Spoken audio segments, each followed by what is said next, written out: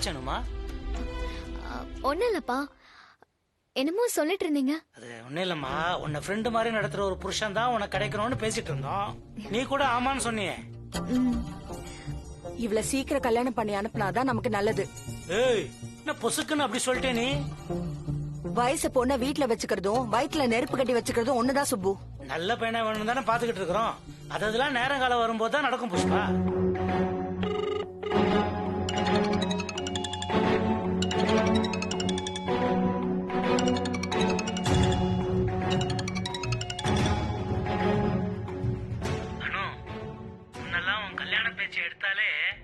நீ எதுவுமே பேசாம கம்முன்னு இருப்ப. இப்ப ஒன்னையும் அறியாம திடீர்னு நீ ஆமாப்பா அந்த மாதிரி ஃப்ரெண்டு மாதிரி நடத்துற பையன் தான் வேணும்னு சொன்ன பாத்தியா? இதுல இருந்து எங்க 2 பேருக்கும் என்ன தெரியுதுன்னா, நீ பெரிய பொண்ணு ஆயிட்ட, கல்யாணத்துக்கு ரெடி ஆயிட்டன்னு அர்த்தம். கரெக்டா? இதெல்லாம் நம்ம அவளை கேட்கணுமா சுப்பு? நாமளே புரிஞ்சுக்கிட்டு ஒரு நல்ல பையனா பார்க்க வேண்டியதுதான். எல்லாத்துக்குமே இப்படி விளையாடாத சுப்பு, கொஞ்சமாவது சீரியஸா இரு. ஏய் குண்டு புஷ், நான் சீரியஸா தான் பேசுறேன். ஏன் அணுக்கு ஏத்த மாதிரி மாப்பிள்ளை எப்படி செலக்ட் பண்றதுன்னு நானும் ரொம்ப நாளா யோசிச்சுட்டு தான் இருக்கிறேன். இப்பதான் ஒரு கிளியரான முடிவுக்கு வந்திருக்கேன். இந்த மாப்பிள்ளை பசங்களுக்கு எல்லாம் நான் ஒரு டெஸ்ட் வைப்பேன். அந்த டெஸ்ட்ல அவன் பாஸ் பண்றானோ அவனுக்கு தான் ஏன் அணுமா. என்ன டெஸ்ட்னு வாயை திறந்து கேட்டு தொலையேன் குண்டு புஷ்பா. கேட்கலனாலும் பரவாயில்ல, நானே சொல்றேன். அவன்கிட்ட என்ன கேட்பேன்னா, வாரத்துக்கு 3 நாள் நீ சமைப்பியான்னு கேட்பேன். மாட்டேன்னு சொன்னா அவன் ரிஜெக்டட். சமைப்பேன்னு சொன்னா டிக் மார்க், அவன் செலக்டட். அப்புறம் என் பொண்ணுக்கு கால் வலிக்குதுன்னா என்ன பண்ணுவேன்னு கேட்பேன். மாத்திரை வாங்கி தருவேன்னு சொன்னான்னா நாட் செலக்டட். மாத்திரையும் வாங்கி கொடுத்து காலையும் பிடிச்சு விடுவேன்னு சொன்னான்னா செலக்டட். Tick mark. அப்புறம் என் பொண்ணு மூடு சரியில்லை சொன்னா அப்படியா அப்படியே நகர்ந்து போயிட்டான், ரிஜெக்டட். அதே உனக்கு மூடு சரியாற வரைக்கும் உன் கூடவே இருந்து உனக்கு ஆறுதல் சொல்றேன்னு சொன்னானா அவன் செலக்டட். அடடடடா, இதெல்லாம் இப்பயும் நீ எனக்கு பண்ணலாமே சுப்பு. யாரு வேணானா? அதுக்கு நீ என் பொண்ணு மாதிரி தேவதையா பிறந்திருக்கணுமே. எதையாவது சொல்லி அவ மனசுல இல்லாதையும் பொல்லாதையும் ஆசைய வளர்த்து விடாத சுப்பு. ஆம்பளைங்கன்னா கொஞ்சம் அப்படி இப்படிதான் இருப்பாங்க. ஏன் நம்ம பொண்ணு மட்டும் எல்லாத்துலயும் 100% கரெக்டா? எப்படி அமையுதோ அதை அட்ஜஸ்ட் பண்ணிட்டு போறதுதான் வாழ்க்கை. கிடைக்காத உன்னை பார்த்து ஆசைப்பட்டு அப்புறம் வாழ்க்கை முழுக்க கஷ்டப்பட்டுட்டு இருக்க கூடாது. அனு, நான் சொல்றது உன் காதுல விழுதா? சரிமா, நானா எதுவும் சொல்ல, அவகிட்டே கேக்குறேன். அனுமா நீ சொல்லுமா, நீ கல்யாணம் பண்ணிக்க போற பையன் எப்படி இருக்கணும்னு நீ ஆசைப்படுற? என்னப்பா இதெல்லாம் என்கிட்ட கேக்குறீங்க? நல்ல சான்ஸ் அனு, உடனே சொல்லிடு. என்னதான் பிடிச்சிருக்குன்னு சொல்லு. அவர் கண்ணை பார்த்தா எனக்கு பெரிய நம்பிக்கை வரணும். ஏ அனு, உன்கிட்ட தான் அவர் பேசுறாரு, வாயே திறக்காம இருக்க. இப்பயாவது பேசு. ஏய், அவ வெக்கப்படுறா போல் இருக்கு. எனக்கு ஏதாவது பிரச்சனைனா அவர் என்ன காப்பாத்துவாருன்னு தைரியம் வரணும்.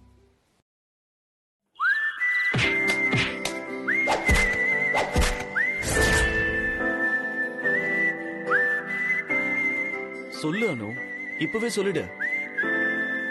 என்னதான் உனக்கு பிடிச்சிருக்குன்னு சொல்லு. Come on. கல்யாணம்னு சொன்ன உடனே இந்த மாதிரி வயசு பொண்ணுங்களுக்குலாம் ஒரு மாதிரி வெக்கம் வந்துரும் போல் இருக்கு. பாரு நம்ம அனுமாவ எப்படி அமைதியா இருக்கா பாரு. எனக்கு பெரிய ஆசையெல்லாம் இல்லப்பா. என்னை எப்படி பாத்துக்கிறாரோ அதே மாதிரி என் அப்பா அம்மாவையும் பாத்துக்கணும். முக்கியமா மதிக்கணும். அடிச்சா பாரு என் பொண்ணு ஒரு 6 கிரவுண்ட தாண்டி. அவ பொண்ணு பாத்தியா, என் பொண்ணை எப்படி வளர்ந்துருக்கான்னு பாத்தியா? நீ ஆசைப்படுறது நிச்சயமா நடக்கணும். இப்படியே கற்பனையில அலையுங்க அப்பாவும் பொண்ணும். என்னைக்காவது என் அப்பாவுக்கு உண்டான மரியாதையை கொடுத்திருப்பியா நீ? அடி பாவி, இப்படி கூசாம பொய் சொல்ற. கல்யாணம் ஆன 4ஆம் நாளே என் பேச்சை கேட்டு உங்க அப்பா பயங்கரமா தலைவலிக்குதுன்னாரு. நான் தானே தலைவலி மாத்திரையும் கொடுத்து கூடவே குடிக்கிறதுக்கு தண்ணியும் கொடுத்தேன். இதெல்லாம் ஞாபகம் வச்சிருக்கியா, மறந்துட்டியா? ஆஹா, ஆஹா, என்ன ஒரு சாதனை. அனு, என்ன வாழ்க்கை அமையுதோ அத அனுசரிச்சு போக பழகிக்கோ. இருக்கிறத விட்டுட்டு பறக்கறதுக்கு ஆசைப்படாத. ஆமா அனுமா, அம்மா சொல்றதும் கரெக்ட் தான். ஏன்னா உங்க காலம் வேற, எங்க காலம் வேற. இப்போ பொண்ணுங்களுக்கு இருக்கிற ஆசை அளவுக்கு பசங்களுக்கு பொறுப்புணர்ச்சி இருக்கான்னு தெரியல. ஒருவேளை லக்கிலி அந்த மாதிரி ஒரு பையன் அமைஞ்சிட்டான்னா அது நம்ம அதிர்ஷ்டம். அப்படி இல்ல, நாமளும் கொஞ்சம் அதுக்கு ஏத்த மாதிரி வாழ கத்துக்கணும். அதனால ரொம்ப கற்பனை, ஆசை, எதிர்பார்ப்பு இதெல்லாம் இல்லாம இருக்கிறதும் நல்லதுக்கு தான் அனுமா. இதத்தான் நான் முதல்ல இருந்தே சொல்லிட்டு இருக்கேன். அனு, போதும், ஆபீஸ் கிளம்புற வழியை பாரு. இது அப்புறம் அனுமா, இன்னொரு முக்கியமான விஷயம். இப்போ நீ ஆசைப்படுற மாதிரி உனக்கு ஒரு பையன் அமையணும்னு வச்சுக்கோயேன், அதுக்கு ஒரு முக்கியமான விஷயம் ஒண்ணு இருக்கு. அது என்னன்னா, உனக்கும் அந்த பையனுக்கும் 3-4 வருஷம் வயசு வித்தியாசம் தான் இருக்கணும்.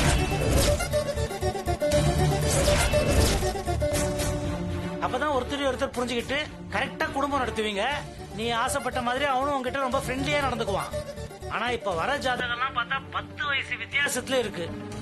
அவ்வளவு வயசு வித்தியாசம்லாம் வேலைக்கே ஆகாதுமா.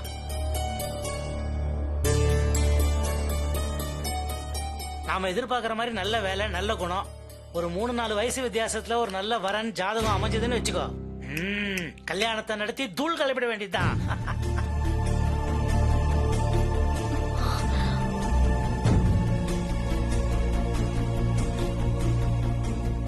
போனை ஆன் பண்ணி வச்சு தப்பு பண்ணிட்டனும். இப்ப சூர்யா சாரோட மனசு என்ன பாடுபட்டிருக்கும், என்ன பண்றதுன்னே தெரியலையே. சரியானுமா, நீ ஆபீஸ் கிளம்புற வழியை பாரு.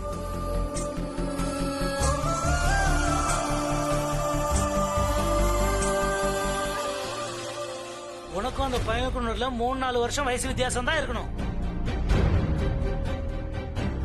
அப்பதான் ஒருத்தர் புரிஞ்சுக்கிட்டு கரெக்டா குடும்பம் நடத்துவீங்க. நீ ஆசைப்பட்ட மாதிரி அவனும் உங்ககிட்ட ரொம்ப ஃப்ரெண்ட்லியா நடந்துக்குவான். அனு, நான் ஒரு 20 வருஷம் பின்னாடி பிறந்திருந்தா நம்ம வாழ்க்கை எவ்வளவு நல்லா இருந்திருக்கும்.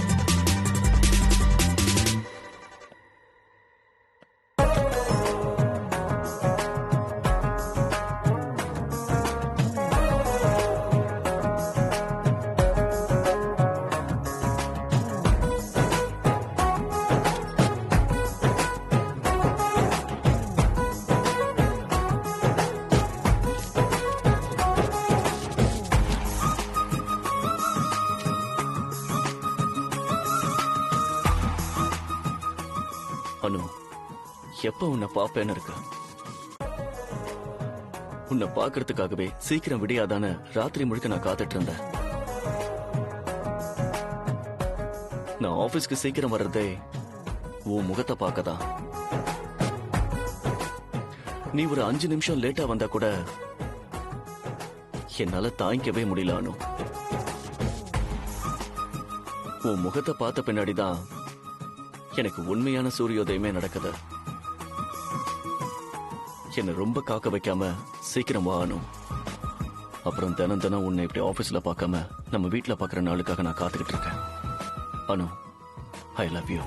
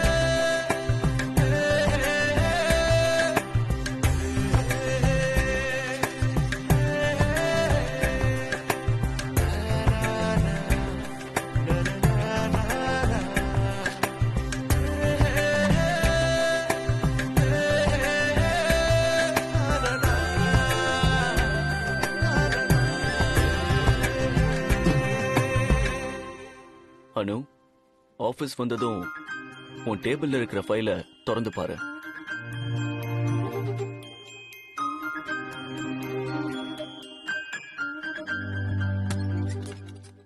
Good morning sir. Good morning. என்ன சார் ஆளே மாறிட்டீங்க? ஒரு 10 வயசு கம்மியான மாதிரி இருக்கு. Is it? Thank you thank you. Yamuna, நேத்து கலெக்ஷன் ரிப்போர்ட் எனக்கு இன்னும் வரல. Can I please send it? Sure sir. Okay, go back to work. Okay sir.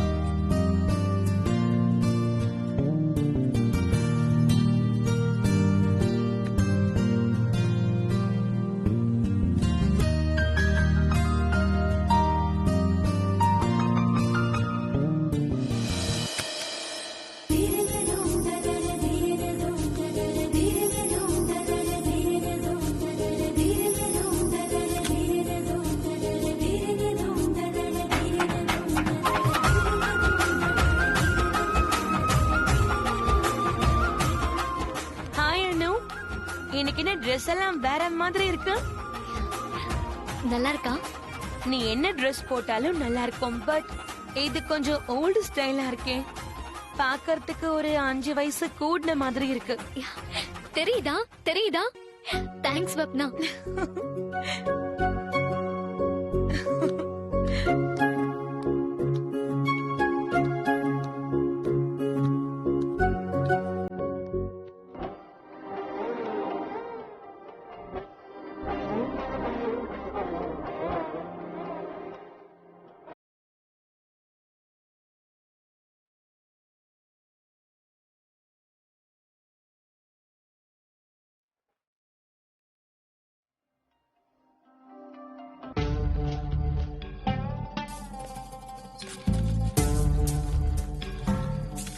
என்ன மீராஜி, ஆபீஸ்ல என்ன நடக்குதுன்னு கூட தெரியாம நீங்க பாட்டுக்கு இங்க உட்கார்ந்துட்டு இருக்கீங்க? ஆபீஸ்ல என்ன நடக்குது? யூ மீன் அனு? கரெக்டா கெஸ் பண்ணிட்டீங்களே மீராஜி. இன்னைக்கு அனு மேடம் சாரில வந்திருக்காங்க. சூர்யா சார் டி-ஷர்ட் ஜீன்ஸ்ல வந்திருக்காரு. So what? உங்களுக்கு எல்லாத்தையும் எக்ஸ்பிளைன் பண்ணணுமா? சூர்யா சார் ஒரு 10 வருஷம் கம்மியான மாதிரி இருக்காரு. அனு மேடம் ஒரு 10 வருஷம் கூடுன மாதிரி இருக்காங்க. அத சொன்னேன். ஓ, இப்பதான் எனக்கு புரியுது. But what is this Pankaj? ஒரு Dressல உடனே 10 வருஷம் கம்மி ஆயிடுமா? இல்ல அனுக்கு தான் 10 வருஷம் கூடிடுமா? இதெல்லாம் நம்மள நாமளே சீட் பண்ணிக்கிறது தான். அனு எப்படி வேணாலும் போகட்டும். ஆனா நம்ம சூர்யா சாருக்கு என்னாச்சு? அவர் செய்யற ஒவ்வொன்னும் எவ்வளவு சென்சிபிளா இருக்கும். ஏன் இப்ப மட்டும் இப்படி ஆயிட்டாரு? லவ்வுக்காக யாராவது இண்டிவிஜுவாலிட்டி எப்படி சாக்ரிஃபைஸ் பண்ணுவாங்களா? அப்படி என்ன பெரிய லவ் பங்கஜ்? உண்மையான லவ்னா என்ன? உங்களாவே இருக்க விடுறது தானே? சொல்லுங்க பங்கஜ், நான் ஏதாவது தப்பா சொல்லிட்டேனா? மீராஜி, நானும் சிங்கிள், நீங்களும் சிங்கிள். நம்ம 2 பேரும் இத பத்தி பேசினா சரியா வருமா? லவ் பண்றவங்க இத பத்தி கமெண்ட் பண்ணதானே சரியா வரும். ஒருவேளை நீங்க தீனாவையோ சொப்னாவையோ கேட்டா அவங்க கரெக்டா சொல்லுவாங்களா இருக்கும். நீங்க வேணா தீனாவை கூப்பிட்டு கேட்டு பாருங்க. லவ்க்காக எதை வேணா சாக்ரிஃபைஸ் பண்ணலான்னு அவன் சொல்லிட்டான்னா நாம அதை தப்புன்னு சொல்ல முடியாதுல்ல. அவங்க வயசை பார்க்க வேண்டாமா பங்கஜ்? உங்களுக்கு சாரோட வயசு ப்ராப்ளமா இல்ல அவரோட லவ் ப்ராப்ளமா? எனக்கு என்ன ப்ராப்ளம்னு சொன்னா அதை உடனே சரி பண்ணிடுவீங்களா? இல்ல எப்படியும் சூர்யா சார் பக்கம் தானே பேச போறீங்க. அப்புறம் என்ன, விடுங்க. ஆனா ஒண்ணு மட்டும் சொல்றேன் பங்கஜ், லவ்வால இண்டிவிஜுவாலிட்டி போகும்னா அது லவ்வே இல்ல. அத மட்டும் நான் ஒத்துக்கவே மாட்டேன். நாம ஒத்துக்கிறோமோ இல்லையோங்கிறது விஷயமே இல்ல மீராஜி. லவ் பண்ற 2 பேரும் ஒத்துக்கிறாங்களா இல்லையாங்கிறது தான் இதுல முக்கியம். மீராஜி, நீங்க ரொம்ப நல்லவங்க. சூர்யா சாருக்கு லைஃப்ல இத்தனை நாள் எது கிடைக்காம இருந்துச்சோ அது இப்ப கிடைக்க ஆரம்பிச்சிருக்கு. அத பத்தி நம்ம கமெண்ட் பண்றது சரியில்லை. நீங்க புரிஞ்சுக்கோங்க. What is this Pankaj? நான் பாட்டுக்கு என் வேலையை பார்த்துட்டு இருந்தேன். என்கிட்ட வந்து கேள்வி கேட்டுட்டு இப்ப நான் தப்பா சொல்றேன்னு சொல்றீங்க? இல்ல மீராஜி, நீங்க தான் அடிக்கடி சொல்லுவீங்க சூர்யா சார் சந்தோஷம் தான் ஏன் சந்தோஷம்னு. ஆனா இப்போ சூர்யா சாரோட சந்தோஷத்தை பத்தி நீங்க 100 கேள்வி கேக்குறீங்க. இது கரெக்டான மட்டும் நீங்க யோசிங்க மீராஜி.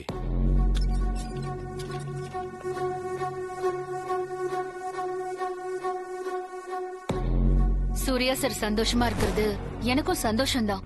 ஆனா அவர் சந்தோஷத்துக்கு அனு காரணமா இருக்கிறது தான் எனக்கு பிடிக்கல. சுத்தமா பிடிக்கல. அனு சூர்யா சாருக்கு ஏத்தவளே கிடையாது. இத பாத்துக்கிட்டு என்னால சும்மா இருக்க முடியாது.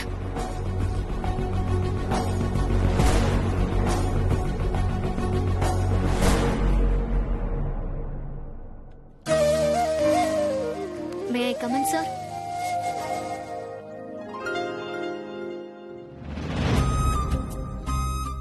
எஸ் கம் இன்.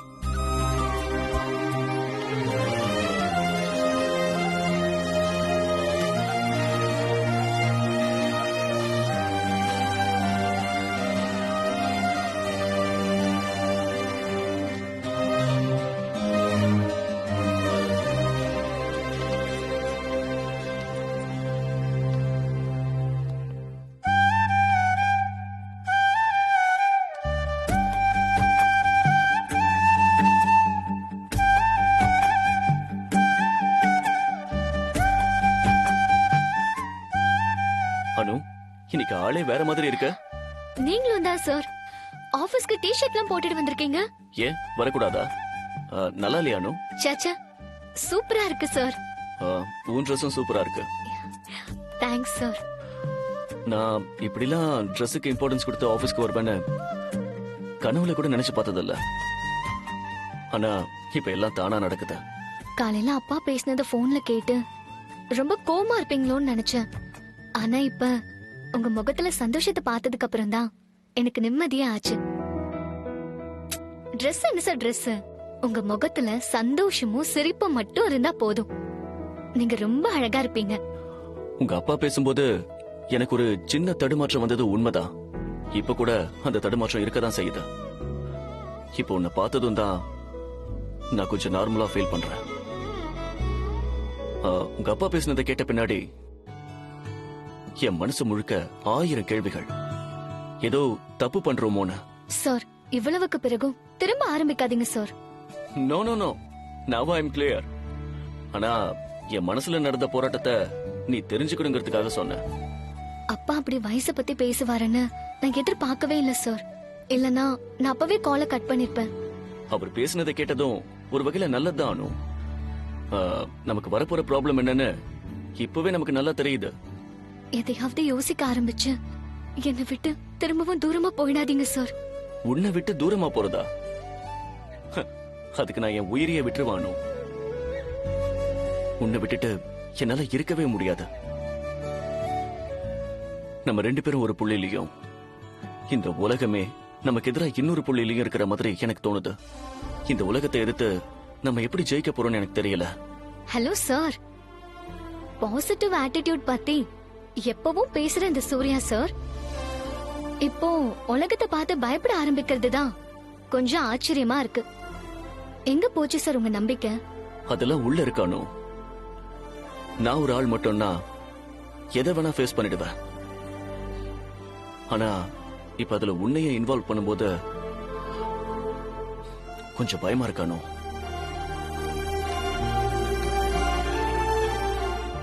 இனிமே அப்படி யோசிக்காதீங்க சார். எங்க அப்பா அம்மாவை சம்மதிக்க வச்சுட்டாலே இந்த உலகம் முழுக்க நம்ம காதல சம்மதிக்க வச்ச மாதிரி தான். ஆனா அப்பாவை இப்படி சம்மதிக்க வைக்க போறேன் தான் எனக்கு தெரியல சார். ஆனா என்ன ஆனாலும் நீங்க என் கூட இருப்பீங்கன்ற நம்பிக்கையில தான் நான் தைரியமா இருக்கேன். நீங்களும் இப்படி எல்லாம் பேச ஆரம்பிச்சா எனக்கு ரொம்ப பயமா இருக்கு sir. No no, I'm always with you, Anu.